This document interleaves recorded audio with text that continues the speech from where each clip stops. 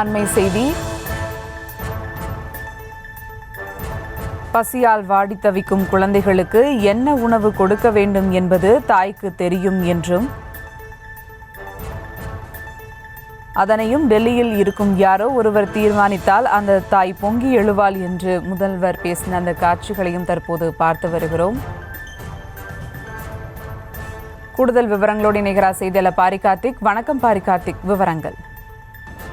வணக்கம். பசியால் வாடி தவிர்க்கும் குழந்தைகளுக்கு என்ன உணவு கொடுக்க வேண்டும் என்பது தாய்க்கு தெரியும்.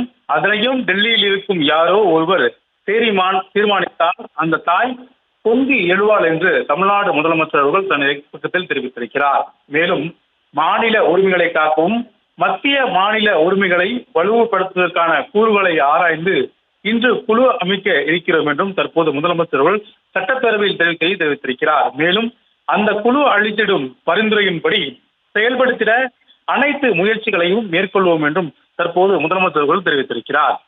சட்டப்பேரவையில் இன்று மாநில உரிமை தொடர்பாக முதலமைச்சர் அவர்கள் 110 விதியின் கீழ் ஒரு அறிவிப்பை வெளியிட்டார். அந்த அறிவிப்பின் அடிப்படையில் தற்போது முதலமைச்சர் அவர்கள் கருத்து தெரிவித்திருக்கிறார். அந்த கருத்தின் அடிப்படையில் மாநில உரிமைகளை பாதுகாக்க தமிழ்நாடு அரசு எடுத்து வைத்திருக்கக்கூடிய இந்த குழு அடிப்படையில் பரிந்துரைகளின் அடிப்படையிலே தொடர்ச்சியாக அடுத்த கட்ட முயற்சிகளை மேற்கொள்ளப்படும் என்று தற்போது முதலமைச்சர் அவர்கள் தன்னை தெரிவித்திருக்கிறார்.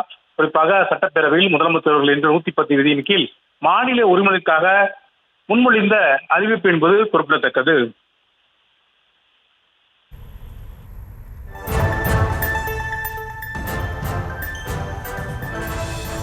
விவரங்களுக்கு நன்றி பாரிகார்த்திக்.